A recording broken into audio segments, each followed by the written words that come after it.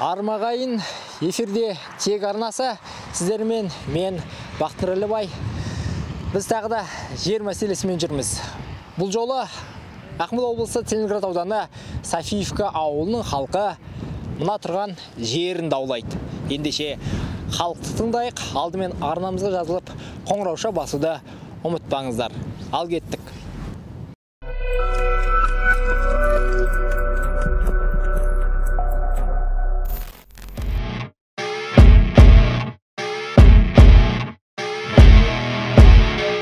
Үш сиыр ұстап отырғанымыз, жайылатын жері жоқ, малыңды шығармадан кейін сатып жібердік. Мал жоқ, қазір менде не бар, жаңғыз сиыр бар. Малдың өрісі тар қазір. Біз қазір міне 800 қой, 200 сиыр бағам. Жер өте тар. Енді мынау бізде қазір малды суаратын жалғыз осы Қоянды өзені ғана. Басқа жерде су жоқ.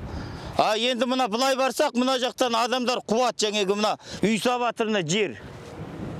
Осы жер өте тар. Мына жақта жол, е? Бұл жақта жоқ, бұл жақта да бір табым бар қазір, жол бар. Жер тар. Күнде осы жерге жаясыздар ма малды?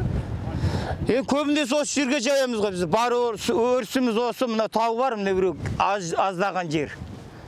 Басқа жерде бізде жер жоқ. Қуы жатыр. Мұнаға қойды таят алмаймыз. Мұна әуел өзеннің өзіне қазір бағу қиындап барады. Біз азғантай мал ұстаймыз, халық болып. Сол малмен күн көріп отырмыз халық. Енді мына бір кішігірім жерлерімізді иелері табылып жылда сатады. Тағы да биыл міне 325 гектар жерімізді мына жердегі жаңа қой бағып жүрген. Осы біздің Софиевканың жері еді, ауылдың малы, қойын бағады, сиырын бағады. Бұған да уже хозяин табылып қазір сатылып жатыр мына жерлер. Мына жерлерде иесі шығып жатыр дейді. Ауылымыздың әкімі кешендеу жасады. Келіңіздер, телевидение келеді, сөйлеңіздер, маған ауданның әкімі қол қой деп жатыр, акиматы. Мына азғантай осы 325 гектар жерлеріңізден айырылып қалмай тұрғанда алдарыңыздан өтіп алайын деп, соның бастауымен міне біз жерімізді айтып, міне бүгіннен бастап таңертеңгі 10-нан бері жүрміз. Сіздерге айтатынымыз, мына жерде біздің осыдан бұл да біздің жеріміз еді кезінде. Мынанда сол Артиков деген бізде әкім болған, сол жаңа гектарлап біреулерге беріп жерді ауылдың әкімі, ауданның әкімімен қосылып. Міне енді огородқа датчыға деп алған, ешкім огород егіп атқан жоқ, мал бордақылап, міне мал ұстап отыр. Бұл малдың бәрі міне жолға шығып, қаншама авария жасады. Қаншама ауыр жағдайлар болды жолдың үстінде. Қаншама рет, қысы жазы. Енді мына жерімізде сол датчыға деп айтты дейді, мына жайлымыз жерімізді. Бұнда жай сылтау, біреу алады, сосын 10 сотықтан бөліп сатады. Ал енді алғандар жаңа мал ұстаймыз деп кеп алып жатыр. Огород егеміз деп атқан ешкім жоқ. Ал енді осы мал ұстап атқандардың зардабы жолға да шығып жатыр. Анау датчыда егіп атқан кісілер де ренжіп жатыр. Солардың огородына түсіп, солардың да жазда еккен жемістерін енді күл талқан қылып жатыр енді. Сондай жағдайда енді мына біз жерімізді сақтап қалғымыз келеді, жайлымдық жерімізді. Осы мына біздің ауданда отырған жемқор енді басшылар бар шығар, соларды кішкене тоқтату керек. Мына енді қазір президентіміз Тоқаев айтып жатыр ғой, халықтың жерін қайтару керек деп. Осы бізде сол президенттің үндеуіне қосылып, жерімізді қайтарып алсамыз дейміз. Жеріміз өзімізге сол малымызды ұстауға керек. Өздеріңіз сайлап бердіңіз бе? Ауыл әкімімізді енді біз өзіміз сайлап дегенде, ол ауыл әкім бұрын земельный комитетте істеген жігіт өзі. Оны сол ауданның земельный комитетінде істегесін аудан әкіматы әкім әкеп тағайындаған. Енді ол жігітте земельныйде істегеннен кейін бір нәрсені біліп тұрған шығар, бізге сол шығыңдар айтыңдар деп атқанына қарағанда.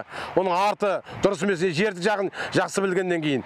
Ал енді осы ауыл сайлау әкімдерін сайлау кезінде сайлау бізде болған жоқ сайлау. Бізде болған жоқ. Осы земельный комитеттен сол кешегі Артиковты сол земельный комитетінен келген, мына жігітте соның қарауында істеген жігіт. Сол Артиковтың кезінде сатылды мына жердің бәрі. Мына бүгінгі шулап атқан жерде сол кезде қазығы қағып қойған. Бірақ біз айқай шумен алып қалып ек, енді қайтып иесі келіп жатыр ғой. Мал бақпаңдар, жерлеріңді жерімізге жақындамаңдар деп не. Ауылда да солай патқоз деп ашып алып, қазір ауылдың жеріне таласып, биыл тіпті далаға малымыз шығара алмай қалдық. Малдың бәрі ауылдың іргесінде жүр қазір. Өйткені жаңағы патқозға ашып алады, мал бордақылаймыз, бірақ ауылдың жеріне ие болып, олар да мал бағып жатыр. Сондай жағдай өте, енді халықтың жағдайы өте қиындап бара жатыр жылда. Бірақ енді осы Аманат партиясы бар, қазір қолға алып жатыр осы жерді, халықтың жерін қайтарып береміз деп. Енді сол кісілерден үміттенеміз, сол партиядан үміт күтеміз. Сол өзімізге жерімізді қайтарып берсе екен дейміз. Сондай жағдай. Бұл мәселе бұрында да сол осы мәселелер көтеріп, шыны керек антикорға деп бергенбіз осыдан 2 жыл бұрын. Ол кісілер басын бастады да аяқсыз қалып қойды. Неге? Өйткені енді облыстан солай болды деп тоқтап тастады нені. Біздің облыста осы жер мәселесін бөлген кезінде осы жерлерді сол кезде Таткиев деген кісі басқарды, облыстың әкімі біздің районда. Соның кезінде болған, артынан ол кісі облысқа зам әкім болып барды. Бұрын өзі Фимполдас деген, антикор енді қазір Фимпол ғой. Сол кісінің де ықпалы шығар дейміз, енді басып тастады. Біз тоқтап қалды сонымен. Сонымен біз шамамыз келген жерге дейін бардық. Шамамыз келмеген жерден енді міне тағы да сол жерді алу тағы басталды ғой міне. Енді біз президент аппаратына жазамыз, Аманат партиясына жазамыз, Ген прокуратураға жазамыз осыны. Бәрінің не жазамыз енді, біз енді жазудан қалмаймыз енді. Сол осы жеріміздің өзін қайтарып берсін деп айтамыз, керек десеңіз. Қалған жерімізге тимесін. Шөптің бағасы қымбат. Ол халықтың әркімнің жағдайын көтере алмайды. Сондықтан да сол малға қарап отқан халық қарапайым ақшасын денсаулығына, балаларын бағу үшін, көтеру үшін сол малын сатып, аузын-аулақ сонымен күн көріп отыр. Енді сол малдың да міне жайылатын жайылымның бәріне міне алайын деп отыр. Соған бүкіл ел болып, халық болып, осы сақтап қалуға тырысып жатырмыз. Одан басқа қолдан келетін шара жоқ. Енді осы жерден айырылсақ, енді халықтың күн көрісі бұдан да төмендеп кету себеп болып тұр. Біз осы ауылдың тұрғынымыз, менде бір-екі күмәнді нәрселер бар да, менде емес жалпы халықта. Халықтың айтып жатқан електен өткізетін болсақ, мына жерлердің сатылуын кімдер сатты, қалай сатты? Сонда жаңағы ауданның мәслихатында хабар жоқ сияқты, облыстық мәслихаттың хабары жоқ сияқты, қалай ол кісілердің талқылауына немесе кеңесіне түспеген біз білмейміз. Естуіміз аудандық әкімдіктің жанынан бір комиссия немесе комитет құрылған. Солар жағы жерді сатылымға шығарған. Енді сұрақ туындайды. Ол комитет немесе комиссия құрылуына қандай заңдық негіз бар? Олардың құрылуы заңды ма? Халықтың, мемлекеттің меншігіндегі жерді сатуға олар қаншалықты құқылы еді? Осыны тексеретін бізде прокуратура болмай тұр. Біз қазір облыс әкімдігіне, аудандық әкімдікке шағымданғымыз жоқ. Өйткені ол кісілер бұл ауданда, облыста не болып жатқан бәрі өте жақсы біледі ғой. Дұрыс па? Демек, олардың осы сатып алушылармен бір байланысы бар деген бізде күмән бар. Сол күмәнді сейілтетін тек президент аппараты немесе мәжілісте депутаттардың арасында құрылатын бір комиссия, сондай бір заңдық орган келсе, осы біздің ауданымызды осы мәселелер бойынша тексерсе дейміз. Өйткені Астананы азық-түлікпен қамтамасыз ету белдеуі де бар негіз. Ол белдеудің белгілі бір қатаң ережелері бар. Сол ережелердің өзі қаншалықты сақталған, былай алып қарағанда.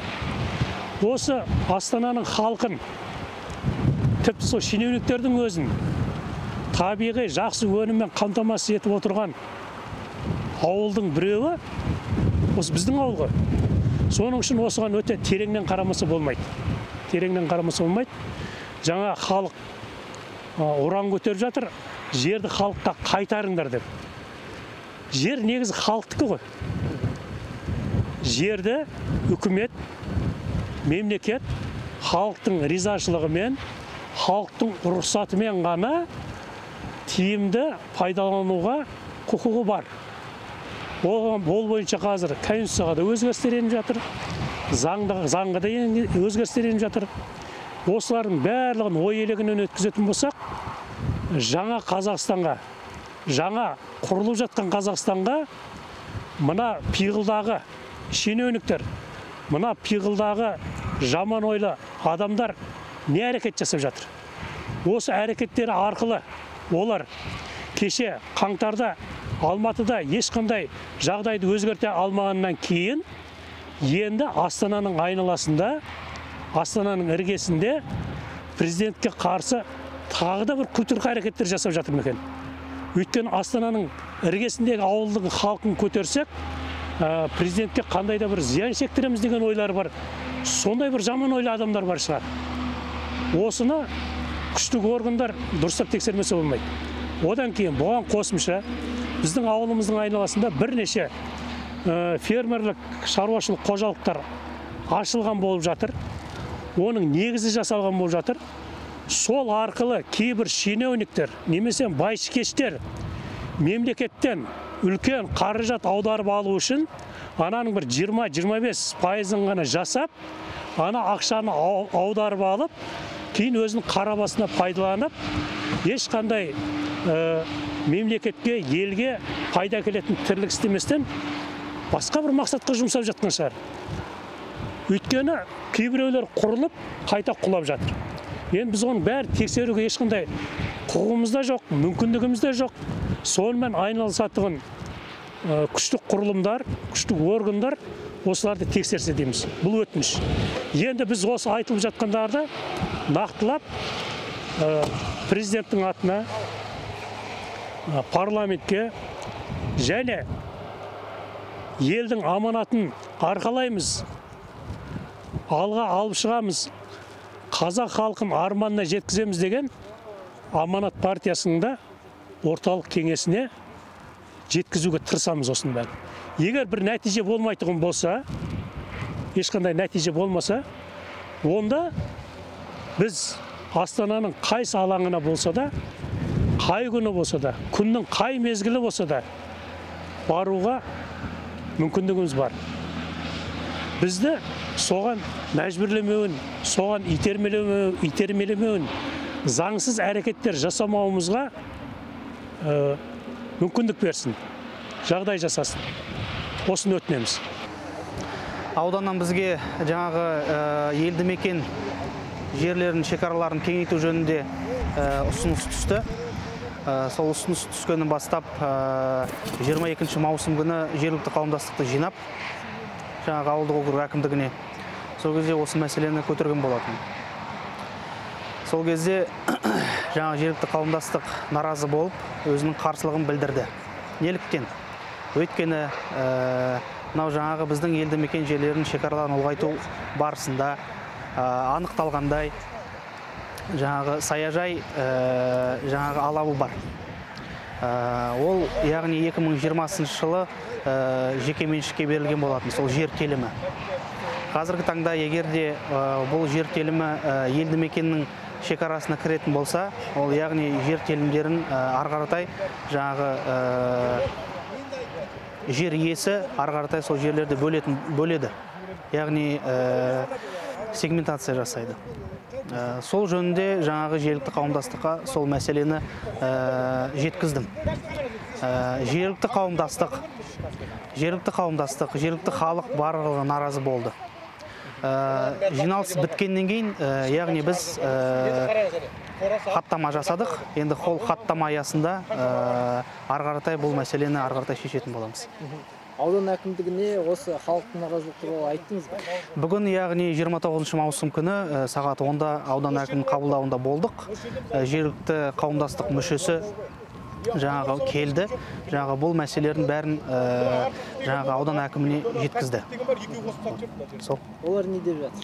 Олар енді жаңағы мен айттым ғой, жергілікті қауымдастықтың хаттамасы бар. Соның негізінде жаңағы қарсымыз деген сол нені ұстандар дейді, сол нені.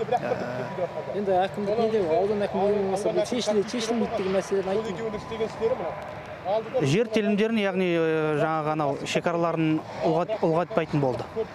Яғни егер де ол мәселе тағы да көтерілсе, яғни оны қайтадан қауымдастықпен шешіп, яғни бұл жаңағы кіріп атқан территорияны біз алып тастаймыз. Яғни бұл шекараны алып тастаймыз. Сіз өзіңіз басқаратын Софиевка ауылының айналасындағы жерлер қанша шақырым жерге шейін жайылымға арналған жер бар, қанша шақырым жер біреулердің арендасы? Қазіргі таңда бізде ауылдық округ әкімдігімен бізде Ағден дейтін жауапкершілігі шектеулі серіктестік бар. Солармен бізде жаңағы ауылдың малдарын, халықтың малдарын жаятын, яғни сол арамызда жаңа әкімдік пен ТО-ның арасында меморандум бар.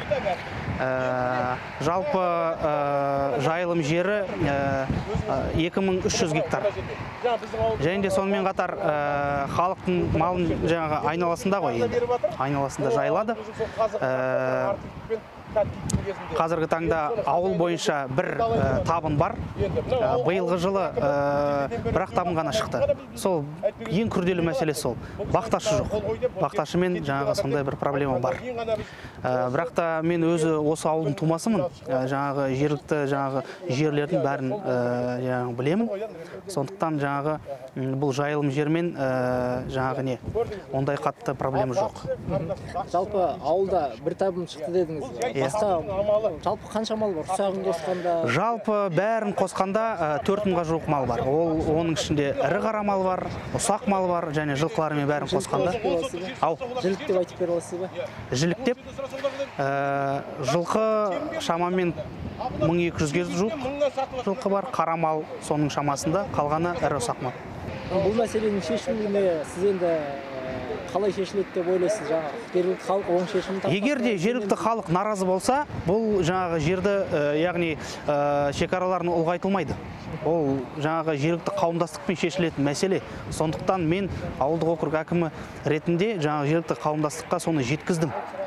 Жергілікті қауымдастық наразы болды. Сондықтан бұл жерлер, яғни сол шекара ұлғайтылмайды. Ауыл әкімі жер кеңейтілмейтін болды дейді. Алайда соңғы шешім аудан әкімдігінде. Ауыл халқы егер оң шешім шықпаса, ары қарай ізденеміз дейді. Арнамызға жазылып, қоңырауша баса отырыңыздар, және сіз тұратын аймақта жер мәселесі қандай айтып, арнамызға жаза отырыңыз.